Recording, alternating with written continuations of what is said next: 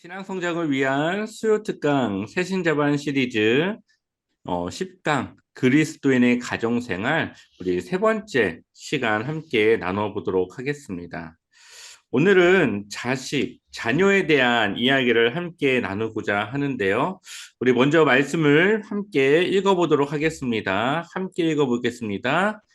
내 내 부모를 부모를 공경하라. 공경하라. 그리하면 내 그리하면 하나님 내 하나님 여호와가 여호와가 내게 준 내게 준 땅에서 땅에서 내 내 생명이 생명이 길리라. 길리라. 아멘. 아멘. 이것은 하나님께서 우리에게 주신 10계명 중에 5번째 계명에 해당되는 말씀입니다. 그러니 하나님이 우리에게 명령하는 것이라는 거죠. 부모를 공경하는 것이.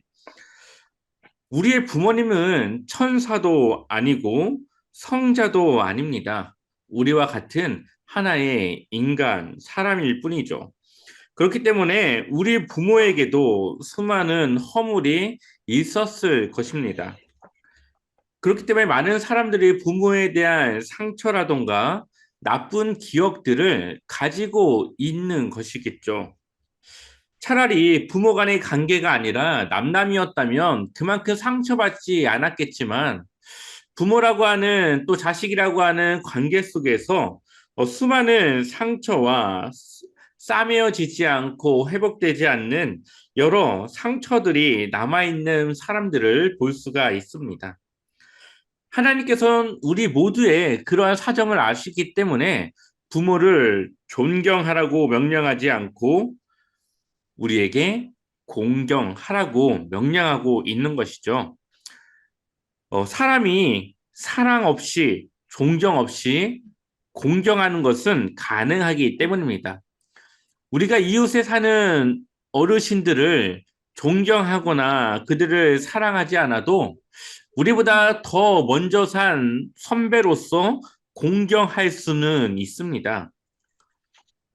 우리가 부모를 공경하라고 하는 하나님의 명령은 우리가 질 수 없는 멍에를 우리에게 지으려고 하는 것이 아니라 우리가 할 수 없는 일들 가운데서도 그 부모를 공경하는 것은 가능하기 때문에 우리에게 주시는 명령이라는 것이죠. 십계명은 잘 알다시피 돌판이 두 개가 있는데요. 하나에는 1계명부터 4계명까지 하나님에 대한 계명이 기록이 되어져 있고 또 다른 하나의 돌판에는 5계명부터 10계명까지 사람과 사람 간의 관계 속에서 지켜야 될 명령이 기록되어져 있습니다. 그 중에 가장 첫 번째로 나오는 명령이 바로 우리가 아까 읽었던 내 부모를 공경하라는 것이죠.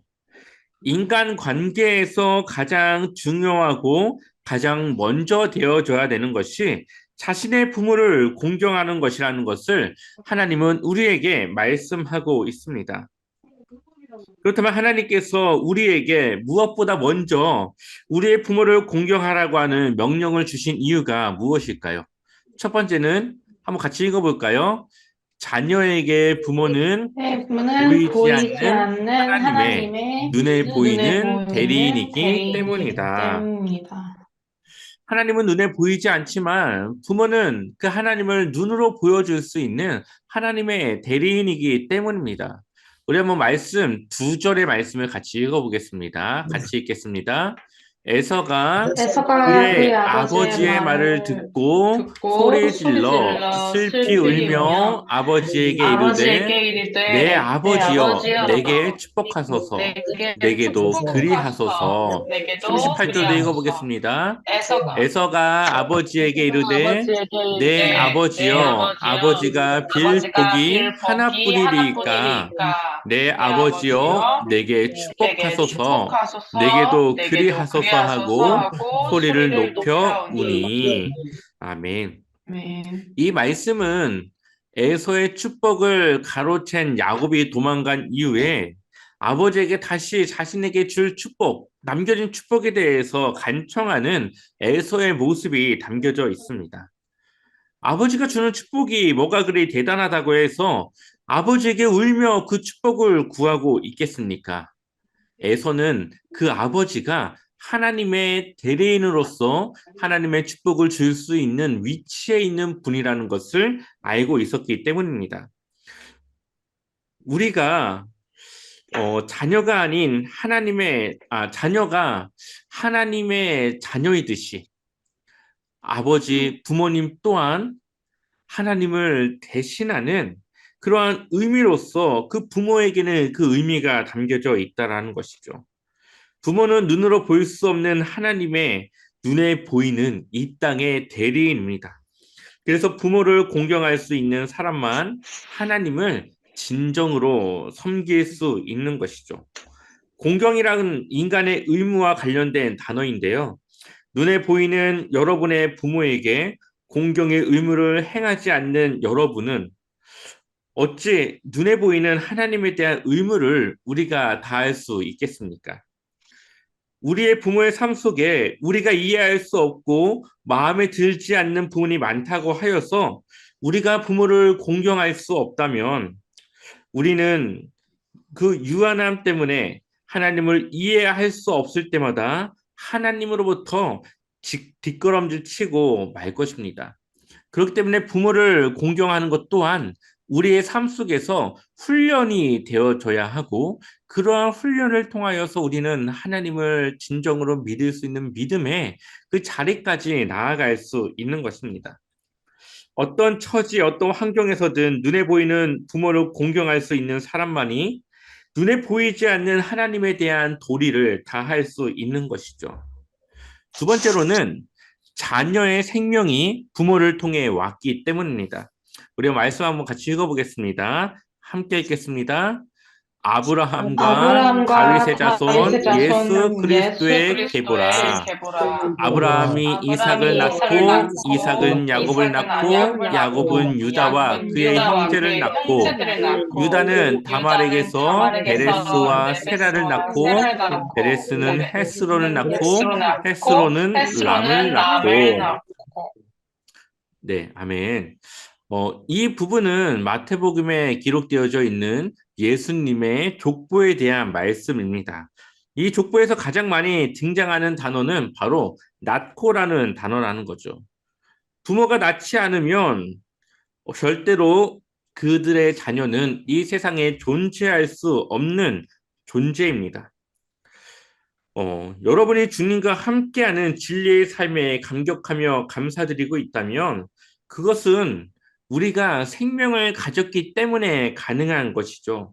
우리에게 생명이 없더라면 우리가 어찌 감사할 수 있고 이 세상을 아름답게 살아갈 수 있겠습니까? 그렇기 때문에 우리의 생명은 우리의 스스로 얻어진 것이 아닙니다. 하나님께서 우리의 부모님을 통하여서 이 땅에 태어나게 하신 것이죠. 만약 하나님께서 다른 부모를 통로로 삼으셨다면 지금 이 순간 우리는 이 땅에 절대로 존재할 수 없을 것입니다. 부모가 우리를 위해 생명의 통로가 되어 주었다는 것만으로 우리는 부모를 공경할 만한 이유를 가지게 되는 것이죠. 혹시 이렇게 반문할지 모르겠습니다. 왜 내가 이 세상에 태어나서 괜히 하지 않아야 되는 고통을 당하고 왜 나는 이렇게 태어나서 남들이 겪지 않는 그런 어려움을 겪는 것인지 이해할 수 없다는 듯이 말할지도 모르겠습니다. 그러면서 차라리 이 세상에 태어나지 않는 것이 더 나았다라고 생각할 수도 있습니다. 하지만 이 세상을 살아가는 사람들은 죽음의 상황에 직면했을 때는 누구나 살고 싶어 하죠. 그러니 죽고 싶다라는 말은 그 사람의 진심이 아니라 그냥 자신의 상황을 한탄하는 고백이라고 볼 수가 있습니다.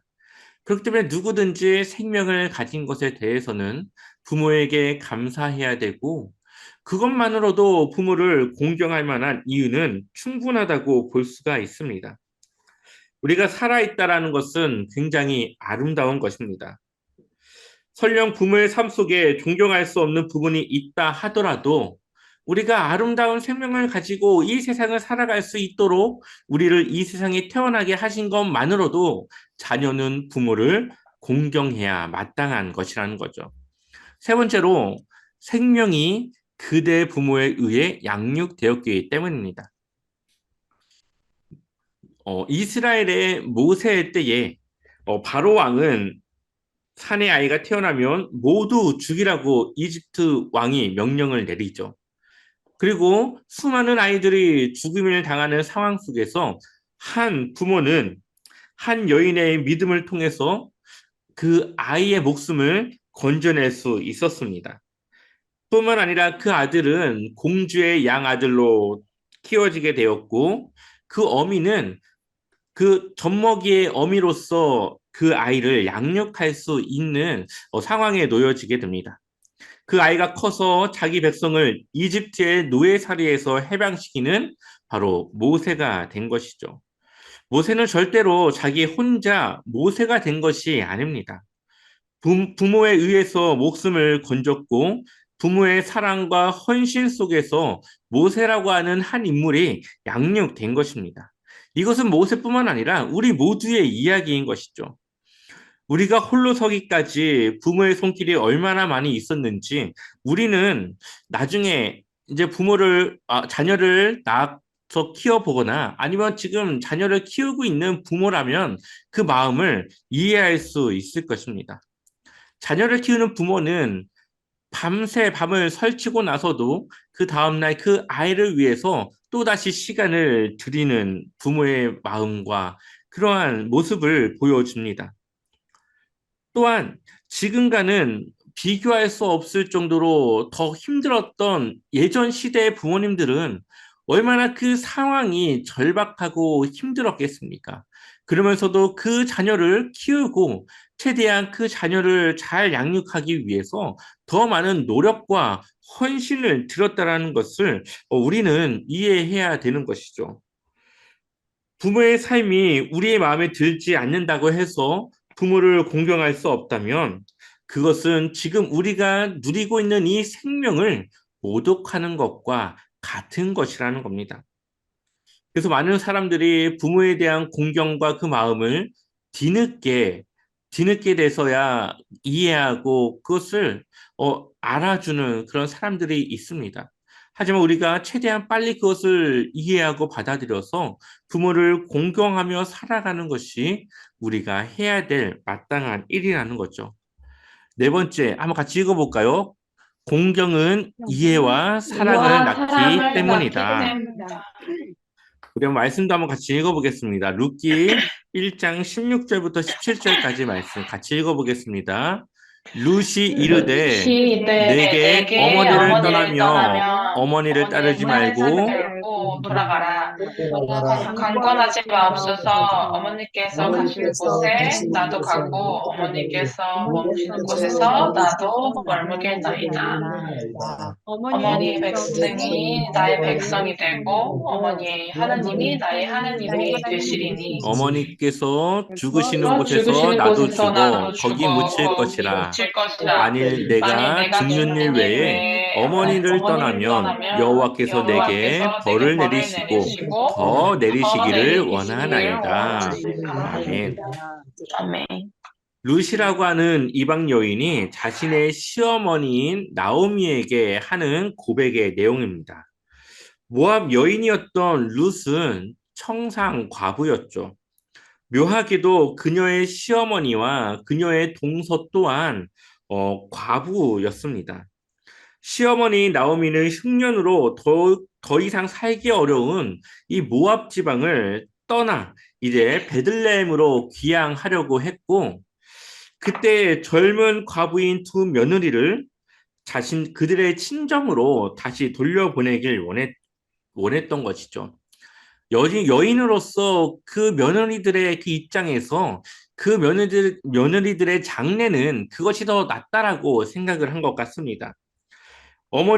그 시어머니의 권유에 따라서 큰 며느리는 자신의 고향으로 돌아갔고, 둘째 며느리는 그러한 시어머니의 부탁에도 불구하고 시어머니를 끝까지 따라 나서겠다라고 고백합니다. 자식도 없고 남편도 죽었으니 시어머니와는 같이 있어야 될 연조차 같지 않은 것입니다. 남남이나 마찬가지였고 산 기간도 짧았기 때문에 아마 그렇게 애틋한 정도 없었을 것입니다. 또한 두 사람은 같은 민족도 아니었습니다. 모압이라고 하는 곳과 이스라엘은 또한 사이가 좋은 민족도 아니기 때문에 굳이 나오미를 따라 룻이 갈 필요가 없었음에도 불구하고 룻은 자신의 모든 것을 버리고 시어머니를 따라 나섰죠.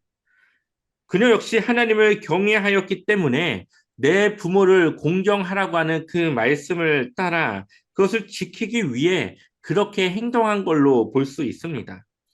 시어머니의 고향인 베들레헴으로 이주해서 사는 동안에 두 사람의 관계는 더욱더 가까워졌고 한없이 깊어지고 사랑하게 되었습니다.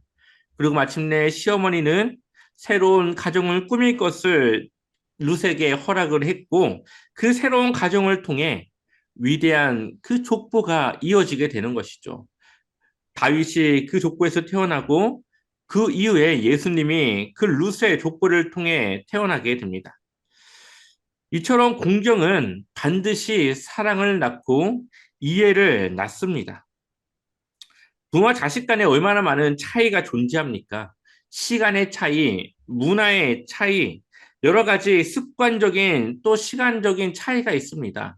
시간이 조금만 지나도 세상이 변하고 서로 간의 세대 차이가 많이 나는 그러한 상황들을 볼 때에 자녀와 부모 사이에는 메꿀래야 메꿀 수 없는 차이가 있을 것입니다.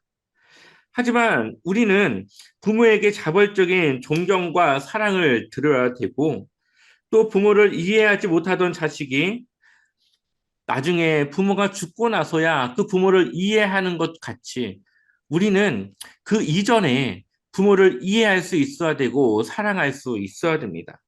그것이 자신의 인생을 허비하는 하지 않고 올바른 길로 올바른 가치를 따라 살아가는 그러한 인생으로 살아갈 수 있게 되는 것이죠. 그렇기 때문에 우리는 부모를 공경해야 되고 부모가 살아있는 동안 부모의 모든 것을 인정하고 이해할 수 있어야 됩니다. 부모를 공경 못해서 땅을 치며 후회하는 일이 우리의 삶을 마무리하지 않도록 우리는 늘 부모를 사랑하고 이해해야 되는 것이죠. 마지막으로 심은 대로 거두기 때문입니다. 갈라디아서 말씀 같이 읽어보겠습니다. 함께 읽겠습니다. 스스로 속이지 스스로 말라. 속이지 말라. 하나님은 하나님은 업신여김을 받지 업신여김을 받지 아니하시나니 아니하시나니 사람이 무엇으로 사람이 심든지 무엇으로 심든지 그대로 그대로 거두리라. 거두리라. 아멘. 심은 대로 거둔다고 하는 것은 진리입니다. 하나님의 법칙이기 때문이죠. 여러분의 자녀가 또 미래의 나에게 생겨질 자녀가 나에게 어떻게 대할 것인가를 궁금해 한다면 지금 내가 부모에게 대하는 그 태도를 보면 그 자녀의 모습을 미리 알 수 있습니다. 부모를 못마땅히 한다면 우리의 자식들 또한 우리를 못마땅하게 생각하게 될 것이고 입으로만 효도를 하면 입으로만 효도하는 자녀가 나오고 또한 돈으로만 효도하면 우리의 자녀들 또한 돈으로만 효도하는 그러한 모습으로 살아가게 될 것입니다. 우리가 이해와 사랑을 낳는 공경심으로 우리의 부모를 대하게 되면 우리의 자녀들 역시 그 공경을 되돌려서 우리에게 돌려준다라는 것이죠. 우리 모두가 부모의 슬하에서 성장기를 보내면서 부모와의 갈등이 있고 또한 많은 사람들이 부모와의 그런 많은 상처들을 가지고 있는 것을 보게 됩니다. 그러면서 자신은 부모님과 같이 살지 않을 것이라고 다짐하며 그렇게 생각하지만 결국에는 자신 또한 그 부모와 똑같은 모습으로 자녀를 대하고 자녀와 똑같은 문제와 똑같은 상처를 주는 것을 발견하게 됩니다. 그 이유는 부모의 부정적인 모습 때문에 그 부모를 미워하기 때문에 그렇습니다. 미움은 반드시 그 마음에 쓴뿌리를 내리게 됩니다. 쓴뿌리는 우리가 그토록 증오했던 부정적인 열매들을 고스란히 되돌려주는 그러한 결과를 낳게 되는 것이죠. 미움은 반드시 미움의 대상을 닮게 합니다. 시집살이를 고되게 한 며느리일수록 자신은 그렇게 하지 않을 것이라고 다짐하지만 결국엔 자신도 자신이 당한 것과 같이 똑같이 시집살이를 하는 그러한 며느리들이 많이 있습니다. 그것은 쓴뿌리를 내가 이겨내지 못하고 갖고 있기 때문에 그에 대한 열매를 맺는 것이죠. 그렇기 때문에 우리는 부모를 공경해야 되고, 이해해야 되고, 사랑해야 합니다. 우리가 부모를 공경하면 그 공경한 만큼의 그 대가가 우리에게 돌아오게 됩니다. 그것이 자녀에게든, 그것이 다른 누군가에게든 하나님은 우리에게 그러한 법칙을 약속하고 있습니다. 우리 한번 마지막으로 에베소서 6장 1절부터 3절까지 말씀을 읽고 넘어가도록 하겠습니다. 함께 읽어보겠습니다.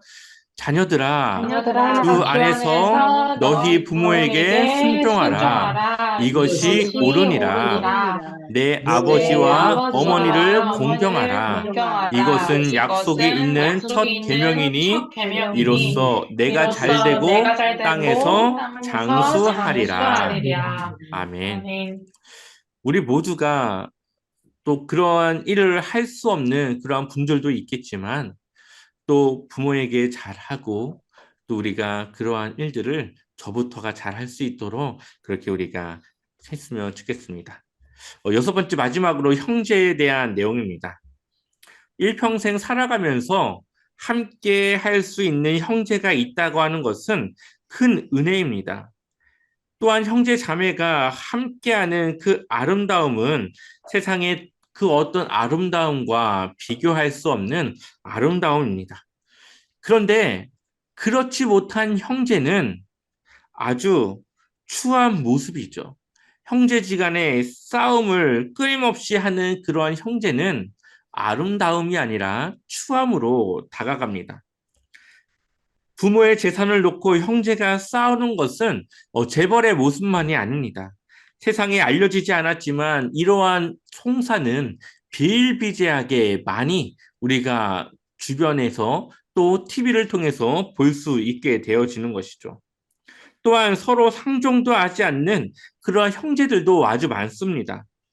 이것은 형제는 정말 아름다운 사이일 수도 있지만 반대로 남남보다 못한 관계가 될 수 있다는 것을 우리에게 보여주고 있는 것이죠. 우리 한번 말씀을 읽어볼까요? 함께 읽어보겠습니다. 사랑에는 사랑에는 거짓이 거짓이 없나니 없나니 악을 악을 미워하고 미워하고 선에 선에 속하라. 속하라. 형제를 형제를 사랑하여 사랑하여 서로 서로 우애하고 우애하고 존경하기를 서로 존경하기를 서로 먼저 하며 먼저하며 부지런하여 부지런하여 게으르지 말고 게으르지 말고 열심을 품고 열심히 주를 품고 섬기라. 주를 섬기라. 아멘. 하나님의 말씀에는 서로 형제가 우애하고 존경하는 것을 서로 먼저 하는 것이 아름다운 형제의 비결이라고 말씀하고 있습니다. 서로 하되 서로 먼저 하는 것이죠. 하나님이 우리에게 원하시는 것은 큰 사람이 작은 사람을 섬기는 것입니다. 형제 중에 먼저 섬겨야 될 사람은 큰 사람이죠. 그것이 때로는 나이일 수도 있고요. 때로는 그것이 가진 재산일 수도 있고, 때로는 그것이 사랑일 수도 있고, 때로는 그것이 그 세상의 지위일 수도 있습니다. 그리고 그리스도인들은 먼저 그리스도를 알았던가 아니면 믿음이 더 큰 사람이 그 작은 자를 섬겨야 되는 것이죠. 왜 그러냐? 그리스도인의 섬김은 상대방의 수준에까지 내려와야 되기 때문에 그렇습니다. 밑에 있는 사람이 위로 올라가는 것보다 위에 있는 사람이 밑으로 내려가는 것이 더 쉽고 그것이 이치적으로 맞기 때문에 그런 것이죠. 요셉에게는 11명의 형제가 있었습니다. 그리고 그 가운데 10명의 형들이 요셉에게는 있었죠. 근데 그 형제들 간의 관계가 얼마나 좋지 않았는지 요셉을 이집트에 팔아버릴 정도로 혹은 그를 죽이기까지 그들이 계획했던 것까지도 보게 되면은 그들의 관계가 굉장히 나빴다라는 것을 볼 수가 있습니다. 그 정도 원수지간이라면 남남보다 못한 형제이지 않습니까? 그런데 노예로 팔린 요셉이 이집트의 국무총리가 되었고 당시 이집트는 세계 최대 최강의 제국이었습니다. 말하자면 요셉의 형제들 중에 요셉이 가장 높고 힘이 있는 사람이 된 것이죠. 요셉이 자기의 힘을 이용하여 자신을 팔았던 형들에게 복수극을 벌일 기회를 드디어 잡게 된 것입니다. 그러나 요셉은 양식을 구하기 위해 이집트로 온 형제들을 먼저 사랑하였습니다. 그들을 용서해 주었을 뿐 아니라 형들을 자신이 그 수준에까지 내려가 섬기게 된 것이죠. 형제 중에서 가장 피해자였고 가장 그 두려움 가운데 있었던 요셉이었지만 그는 자신이 가진 힘을 통하여서 그들을 복수한 것이 아니라 자신의 그 높은 지위에서 형제들의 수준에까지 내려와 그들을 섬기고 먼저 사랑함으로써 형제 간의 화합을 일구어냈던 것을 보게 됩니다. 요셉의 먼저 사랑으로 인한 형제의 화합이 하나님의 선민인 이스라엘의 모태가 될 수 있었던 것이죠. 이처럼 형제가 서로 먼저 사랑할 때 형제가 있다는 것은 하나님의 은총이라는 것을 우리가 알 수 있습니다. 형제가 많다고 하는 것은 어쩌면 일종의 하나님이 주신 선물이기도 합니다.